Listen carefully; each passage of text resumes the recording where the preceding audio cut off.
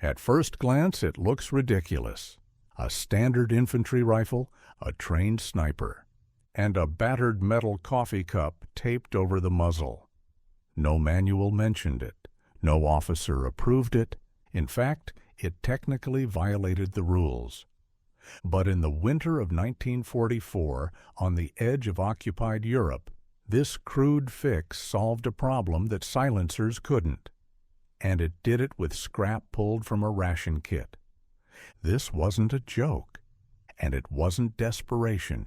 It was field engineering. And it worked. The problem wasn't accuracy. It wasn't range. It was sound. More specifically, the sharp, unmistakable crack that gave away a shooter's position the instant they fired.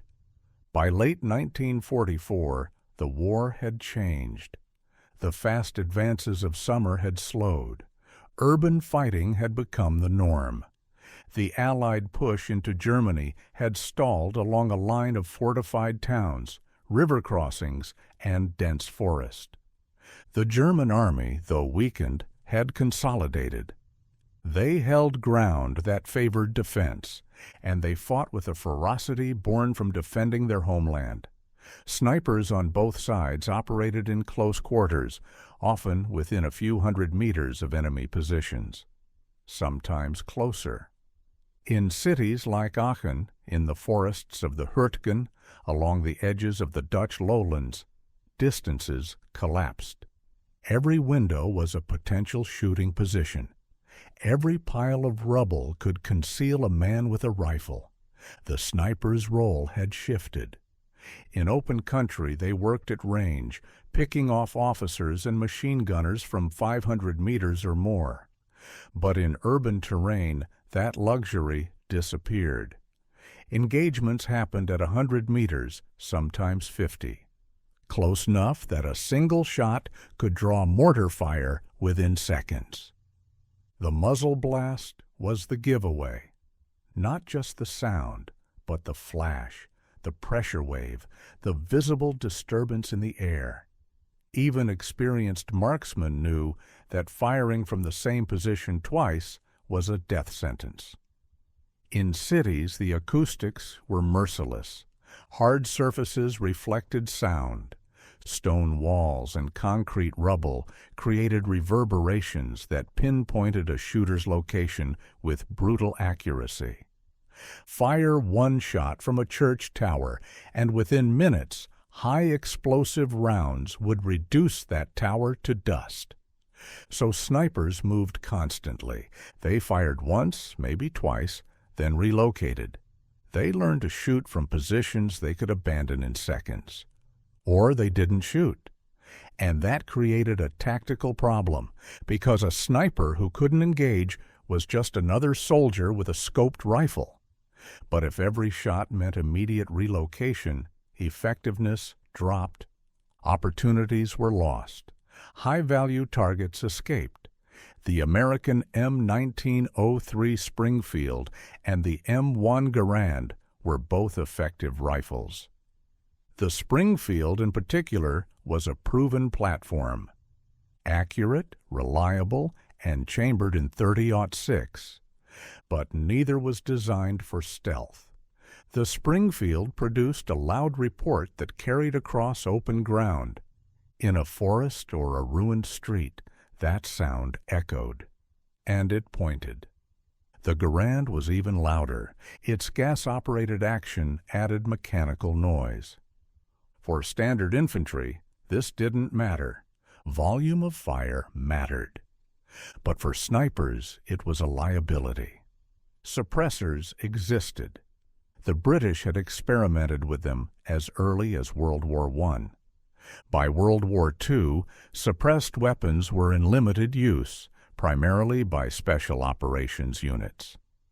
The OSS employed suppressed pistols and rifles for covert missions behind enemy lines. The Welrod pistol, almost completely silent, was designed specifically for assassination and sabotage work. But these devices were rare, highly specialized, and almost never issued to regular infantry snipers. They were heavy. A suppressor added length and weight to the barrel, which affected handling and balance. They required maintenance.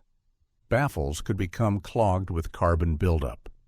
And in the field, under combat conditions, they often degraded quickly. They also reduced muzzle velocity, enough to alter trajectory at longer ranges. More importantly, they were simply not available to the average American sniper in Europe. Standard doctrine didn't account for them. Supply chains didn't include them. There was no budget line for suppressors, no requisition forms, no training on their use. So when the tactical environment demanded quieter shooting, the tools to meet that demand didn't exist. Not officially. But soldiers improvised. This was not unusual. Frontline troops had been modifying equipment since the beginning of the war. They wrapped rifles in cloth to reduce glare. Burlap, canvas, even strips torn from camouflage netting. They packed mud around barrels to change their thermal signature. They used sandbags, tarps, and scavenged materials to build hides that official manuals never described. In the Pacific, Marines wrapped ammunition in waxed paper to protect it from humidity. In North Africa, soldiers covered weapon openings to keep out sand. Improvisation was survival. It was also a matter of pride. Units shared techniques informally, through casual conversation, through observation, through the quiet network of men who trusted each other more than official channels.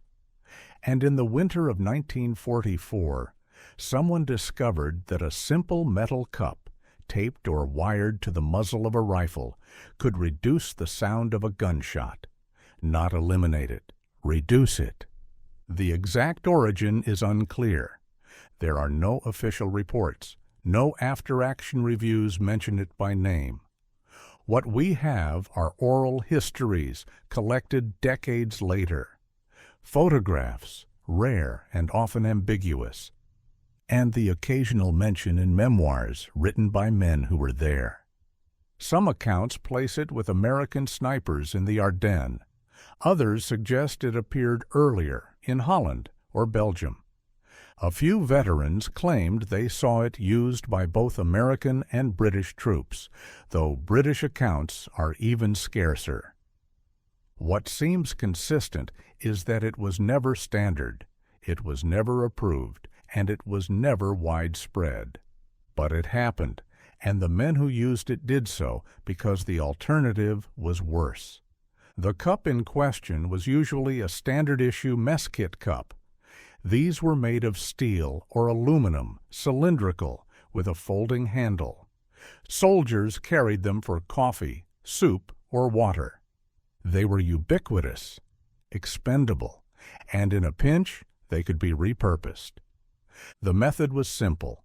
The shooter would affix it to the end of the rifle barrel, usually with friction tape, wire, or cloth strips. The open end of the cup faced forward, away from the shooter. The bottom, or sometimes a punctured base, allowed the bullet to pass through. Some soldiers punched a hole in the base themselves. Others left the base intact, relying on the bullet to punch through on the first shot. This was crude, but functional. When the rifle fired, the expanding gases from the muzzle blast entered the cup. Instead of dispersing immediately into the open air, they were momentarily contained. This had two effects. First, it reduced the peak pressure of the muzzle blast by spreading it over a slightly longer duration.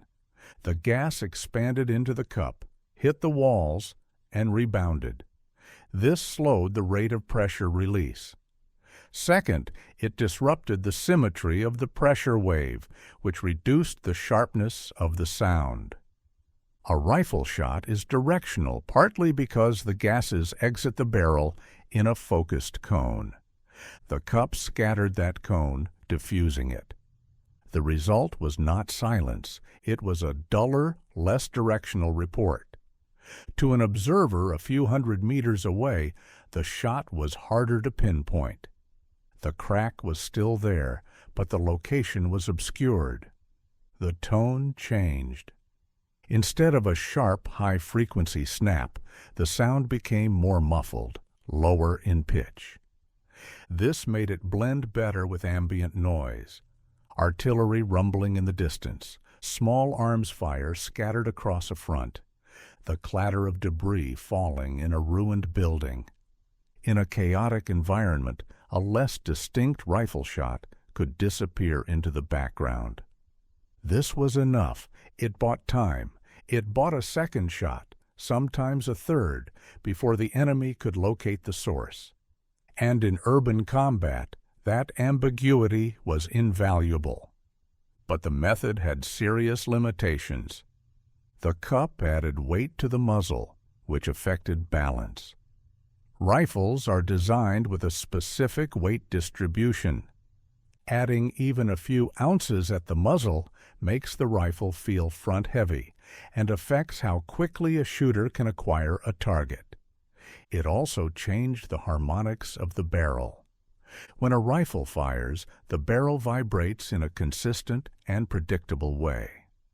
Adding mass to the muzzle alters that vibration, which could shift point of impact, especially at longer ranges. At 100 meters, the shift might be negligible. At 300, it could mean a miss. The cup itself could be damaged or dislodged by the blast. If it wasn't secured properly, it could fly off after the first shot. If it was too tight, it could cause dangerous pressure buildup. There were also risks of bullet deflection.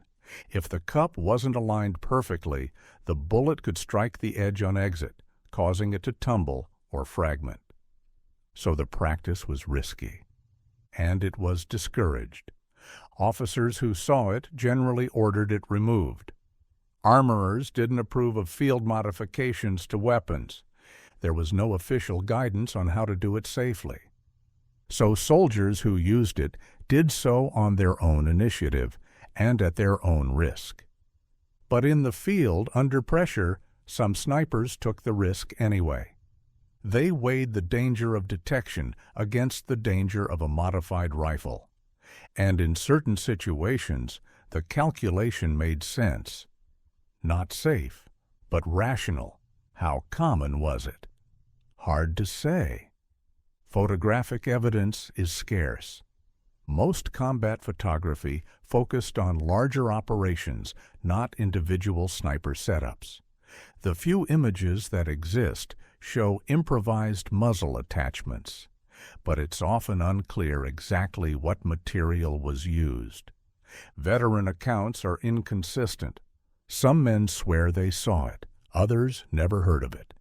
They served in the same divisions, fought in the same sectors, and encountered the same tactical problems. But they never witnessed this particular solution. This suggests it was situational, not systematic. A solution used by a few shooters in specific conditions, then abandoned or forgotten. It's also possible that the practice was more common than records suggest, but simply went unrecorded. Frontline adaptations rarely made it into official documentation unless they caused problems. Most field modifications were temporary, personal, and discarded after the immediate need passed. What's important is not how many soldiers used it. What's important is that it existed at all. It represents a kind of problem-solving that defined the experience of combat troops in World War II.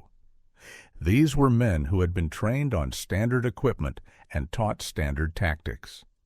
But war doesn't follow standards. Conditions change. Terrain varies. The enemy adapts. And when the gap between doctrine and reality grows too wide, soldiers fill it themselves. They use what they have, they test what works, and they share solutions informally, not through official channels. The coffee cup suppressor fits into this broader pattern. It wasn't a miracle device. It didn't revolutionize sniper tactics. But for a handful of men in a handful of situations, it made the difference between being spotted and staying hidden. And that difference could mean survival. By early 1945, the war in Europe was moving again. The Allies crossed the Rhine in March. The pace of combat shifted from static defense to rapid advance. The nature of sniper work changed. Positions weren't held for days anymore. The need for improvised sound suppression diminished. Longer-range engagements became more common. Mobility mattered more than sound signature. The coffee cup, if it was ever widely used, faded from practice. After the war, it didn't make it into official histories. The development of proper suppressors continued, but slowly. Military doctrine remained conservative. The lessons of field improvisation were rarely formalized. And the soldiers who had used these methods went home, their small innovations lost in the larger sweep of the conflict.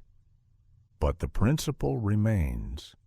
War creates problems that technology hasn't solved yet. And soldiers, when left to their own devices, will solve them anyway. They won't wait for R&D. They won't wait for procurement. They'll use what's in their pack, what's lying in the rubble, what can be bent or taped or wired into something useful. The coffee cup wasn't elegant. It wasn't safe. It wasn't even particularly effective by modern standards. But it worked well enough when it mattered for the men who needed it. And that's the measure of field engineering. Not perfection, not approval, just function, under pressure, when the alternative is worse. Decades later, military forces would develop advanced suppressor technology, integrally suppressed barrels, advanced baffle systems. They would formalize the doctrine that snipers in World War II had learned by necessity. But in 1944, on a frozen street in Belgium or a wrecked building in Germany, there was no advanced technology. There was a rifle, a target, and the need to fire without dying. So a soldier took a cup, and he made it work. That's not a story of genius. It's a story of context, of men adapting to circumstances they couldn't control, with tools they weren't supposed to use, in ways no one had planned for.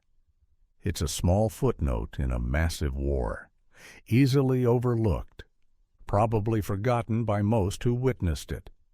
But it's worth remembering, because it tells us something about how wars are actually fought, not in the planning rooms where maps are marked and strategies debated, not in the factories where weapons are designed and tested under controlled conditions, but in the field, in the moment, when the manual doesn't have the answer and the enemy doesn't care, when the equipment you were issued isn't quite right for the situation you're in, when doctrine doesn't account for the reality in front of you, when survival depends on thinking, not just following orders.